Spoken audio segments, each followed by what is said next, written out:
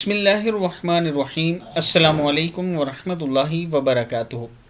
عابد راجہ channel کی طرف سے آج میں اپنے دوستوں کو رسول اللہ صلی اللہ علیہ وآلہ وسلم کا فرمان بتاؤں گا۔ آپ صلی اللہ علیہ وآلہ وسلم نے فرمایا، چار چیزیں آپ کو پریشان یا بیمار کرتی ہیں: زیادہ باتیں کرنا، زیادہ سونا، زیادہ کھانا، زیادہ لوگوں سے میل جول۔ اور چار چیزیں آپ کو ختم کرتی ہیں: پریشانی، غم، بھوک، دیر سے سونا۔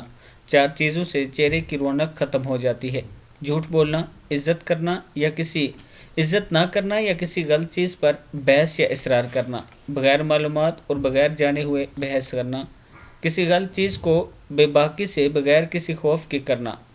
چار چیزوں سے چہرے کی رونق بڑھتی ہے: پرہیزگاری، وفاداری، رحم دلی، دوسروں کے بغیر کہے ان کی مدد کرنا۔ اور چار چیزوں سے رزق تنگ ہوتا ہے: صبح فجر سے طلوع آفتاب تک سونا، نماز نہ پڑھنا یا پابندی سے نہ پڑھنا، سستی کرنا، دھوکہ دینا۔ چار چیزوں سے رزق بڑھتا ہے: راتوں کو اٹھ کر عبادت کرنا، بہت زیادہ اپنے گناہ پر شرمندہ ہونا اور توبہ استغفار کرنا، مستقل خیرات کرنا، ذکر کرنا، اللہ تبارک تعالیٰ کو یاد کرنا۔ آپ صلی اللہ علیہ وسلم نے فرمایا، دوستوں تک پہنچاؤ، تم ایک آیت ہی جانتے ہو اور یہ ایک آیت حساب کتاب کے دن کام دے گی۔ آپ صلی اللہ علیہ وآلہ وسلم نے فرمایا، جب اذان دی جائے تو ہر کام چھوڑ دو، یہاں تک کہ قرآن پڑھنا بھی۔ جو شخص اذان کے درمیان بات کرتا ہے تو